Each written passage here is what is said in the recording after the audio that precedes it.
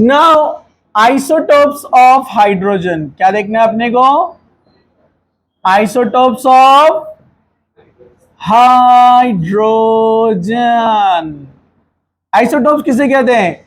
Having same atomic number and different mass number, they are called isotopes. Having same mass number अभी बताया ना मैंने आपको, यानी A क्या होता है? Same. And different atomic number, मतलब प्रोटॉन नंबर Z, ये डिफरेंट रहेगा। तो हाइड्रोजन के बराबर है, इनकरेक्ट है ना?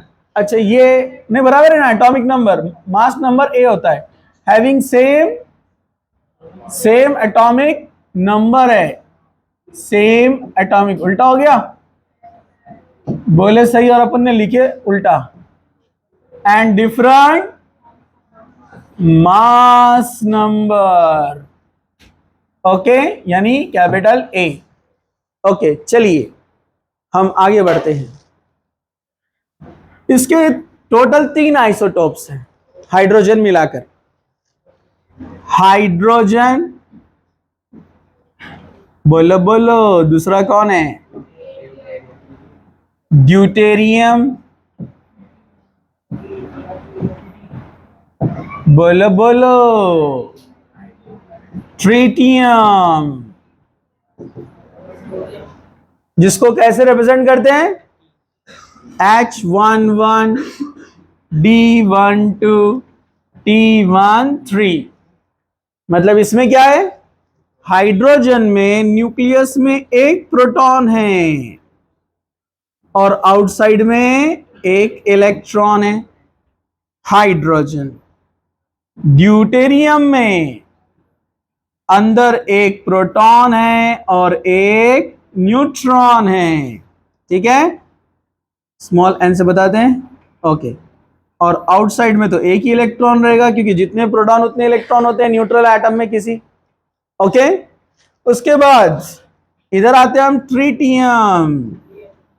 अंदर प्रोटॉन एक है, न्यूट्रॉन 2 है और इलेक्ट्रॉन तो एक ही है, इसलिए यहां पर प्रोटॉन एक है, मास एक है। प्रोटॉन और न्यूट्रॉन 2 हो गए तो मास कितना हो गया?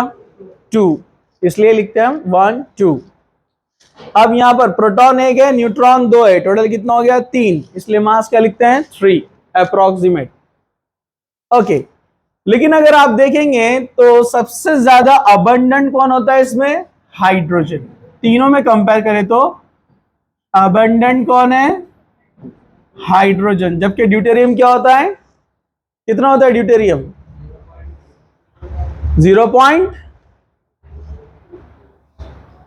डोंट नो, कितना होता है?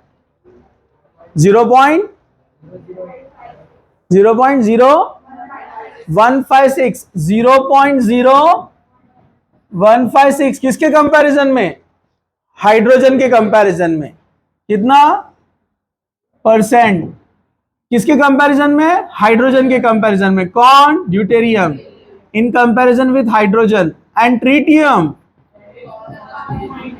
लेकिन किसके कंपैरिजन में? In comparison of deuterium.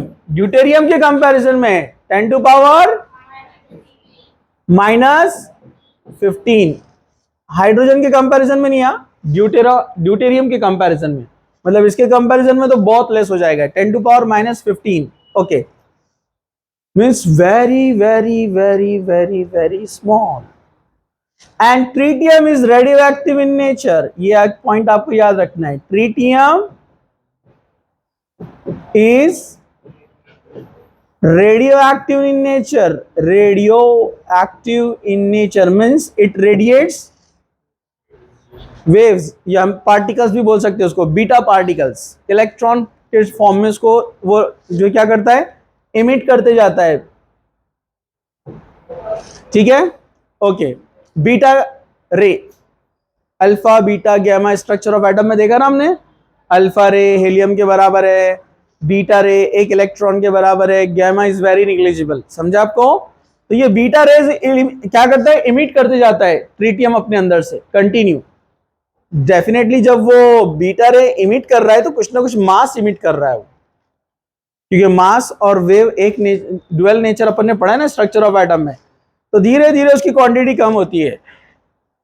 तो उसका हाफ लाइफ भी दिया हुआ है, कितना हाफ लाइफ ट्रिटियम का, 13.3 मिनट। क्या है उसका, टी हाफ, क्या है वो, टी हाफ, मतलब इतने टाइम में वो आधा हो जाता है, इतना रेडियो एक्टिव है। समझा आपको, अरे समझा क्या, तो वो रेडियो एक्टिव है नेचर में, नेचर में क्या है, रेडियो एक्टिव, समझा। और ड्यूटेरियम जो रहता है H2 in the form of hydrogen in the form of H2 रहता है ऑलमोस्ट केस में, लेकिन D2 जनरली नहीं होता है। D2 जनरली क्या होता है, H एंड D के फॉर्म में होता है, मतलब एक हाइड्रोजन का आइसोटोप और एक ड्यूटेरियम का आइसोटोप दोनों मिलकर बनते हैं HD, लेकिन HD मतलब नेचर सेम रहेगा H2 की तरह। वैसे ही ये जो होते हैं अपने, ये T T T H T D इतने फॉर्म में होता है, लेकिन TH फॉर्म में ज्यादा रहता है, समझा आपको, ठीक है।